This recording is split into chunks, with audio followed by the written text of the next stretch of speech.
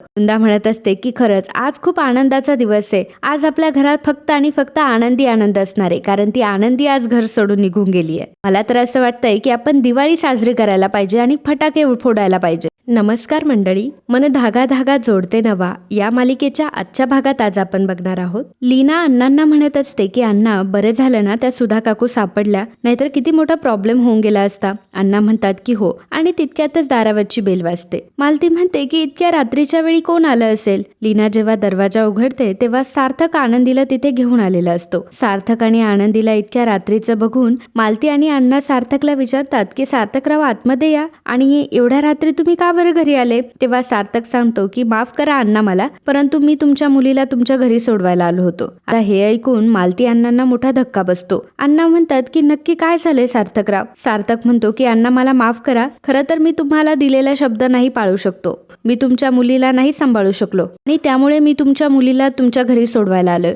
असं म्हणून आता सार्थक कोणाचंही न ऐकता तडक तिथून निघून जातो. तर सर्वजण आता आनंदीला प्रश्न विचारत असतात की आनंदी अगं हे सर्व काय आहे. तेव्हा आनंदी म्हणते की कोणीही त्यांना थांबवू नका, ते जे काही करताय ते विचार करूनच करत असतील. तर इकडे सुधाने सार्थकला आवडते म्हणून खीर बनवलेली असते आणि सगळं काही सार्थकच्या आवडीचं बनवलेलं असतं.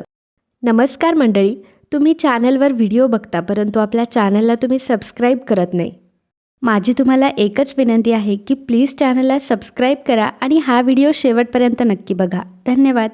वृंदा म्हणत असते की खरंच आज खूप आनंदाचा दिवस आहे. आज आपल्या घरात फक्त आणि फक्त आनंदी आनंद असणार आहे, कारण ती आनंदी आज घर सोडून निघून गेली आहे. मला तर असं वाटतंय की आपण दिवाळी साजरी करायला पाहिजे आणि फटाके फोडायला पाहिजे. आदर्श तिथे येतो आणि म्हणतो की आई, तुला तर खूप आनंद होतोय की आनंदी घरातून निघून गेली, मग आपण एक काम करूया, आपण नाशिकचा ढोल बोलूयात का. आदर्श सुधाला म्हणत असतो की इतरांचं जाऊ दे ग काकू, पण तू अशी का वागतेस ना तेच मला कळत नाही. तितक्यातच सार्थक तिथे येतो. तर सुधा म्हणत असते की बरं झालं ती आनंदी निघून गेली. सगळा सार्थक म्हणतो की आता आनंदी निघून गेली आहे ना, तर कशाला तिच्या नावाने खडे फोडताय. आदर्श सार्थकला म्हणत असतो की सार्थक, अरे तू असं केलंस, तू तरी असं नव्हतं करायला पाहिजे. सार्थक म्हणतो की भाई हे बघ, मला काही बोलायचंच नाही ह्या गोष्टीवर. आणि आता सार्थक तसाच रूम मध्ये निघून जातो. सुधाने त्याच्यासाठी एवढं जेवण बनवलेलं असतं, परंतु सार्थक काहीही जेवत नाही आणि तिथून निघून जातो. तर इकडे सर्वजण आनंदीला विचारत असतात की अगं आनंदी, नक्की घरी काय झालंय. आनंदी सांगू लागते की आता तुम्हाला तर माहितीये की आई घर सोडून गेल्या होत्या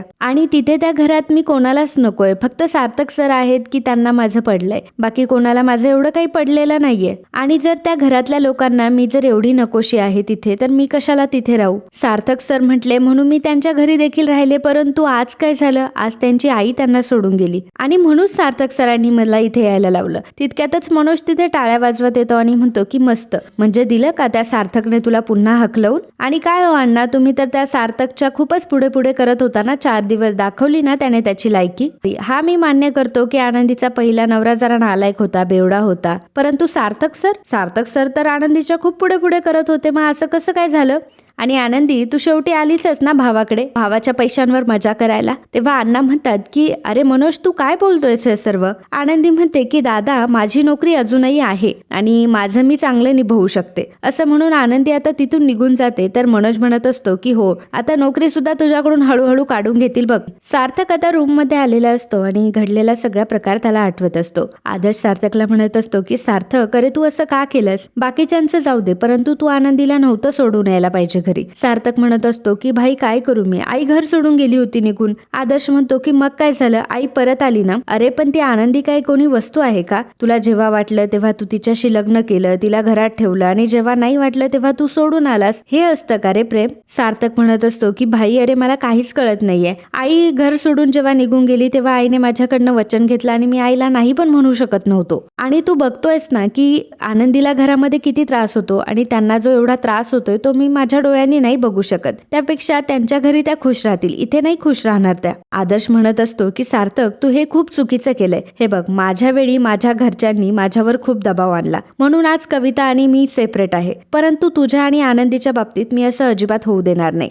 घरच्यांचा तुमच्या नात्यावर काहीही प्रभाव पडू देणार नाही. सार्थक आता रडायला लागतो आणि आदर्शला मिठी मारतो आणि म्हणतो की भाई अरे मला काय करावं ना तेच कळत नाहीये. तर इकडे आनंदी एकटीच रूम मध्ये बसलेली असते. अण्णा तिथे येतात आणि आनंदीला म्हणत असतात की आनंदी अगं जाऊ दे, जे काही झालं त्याचा एवढा विचार करू नकोस. आणि आनंदी मला हेही माहितीये की तू खूप कणखर आहेस. जे काही होतंय त्यातून तू लवकर सावरशील आणि सगळं काही ठीक करशील. आनंदी म्हणत असते की अण्णा, जेव्हा पण कधी मी नाराज असते किंवा मी कसल्या तरी संकटात असते, तुम्ही मला जगण्याची नवी उमेद देता. मला सांगा की एवढी उमेद तुम्ही कुठून आणता? अण्णा म्हणतात की आनंदी, अगं आयुष्याने शिकवलंय हे सगळं काही. आपल्या हातून काय घडलंय याचा विचार करण्यापेक्षा आपल्या हातून आपल्याला काय घडवायचंय याचा विचार करावा. गेलेले दिवस मोजण्यापेक्षा येणारे दिवस आपल्याला किती आनंदात जगता येतील याचा विचार करावा. आनंदीला आता अण्णा खूप सारा धीर देतात आणि तिथून निघून येतात. मालती अण्णांना म्हणत असते की मी काय म्हणते, तुम्ही सार्थक रावांना एकदा फोन करून बघता का? तेव्हा अण्णा म्हणतात की एक दिवस जाऊ दे, आपण नंतर त्यांना फोन करूयात. तर इकडे सुधाने जे स्वयंपाक बनवलेला असतो तो सार्थकने खाल्लेला नसतो, त्यामुळे सुधाला वाईट वाटत असतं. सुधा एकटीच बसलेली असते तेव्हा वृंदा तिच्यासाठी सॅलड घेऊन येते. सुधा म्हणते की मला नकोय ग, बघितलं ना सार्थक जेवला सुद्धा नाही. तेव्हा वृंदा म्हणत असते की अगं तू एवढा काय विचार करतेयस त्याचा, आणि तसंही ती आनंदी घरातून निघून गेलीये, तुझ्या सगळं मनासारखं झालंय. आणि लहान मुलं नसतात का ग, एखादी गोष्ट एखादी खेळणी त्यांना हवी असते आणि आपण दिली नाही की मग रडत बसतात आणि म्हणतात की मी जेवतच नाही. तसं आहे अगं सार्थकचं, तू जास्त टेन्शन घेऊ नकोस. तितक्यातच आकांक्षा तिथे येते आणि म्हणते की वृंदा काकू, हे बघ माझी वहिनी ही खेळणं नाहीये आणि तुमच्यामुळेच ती घर सोडून निघून गेलीये.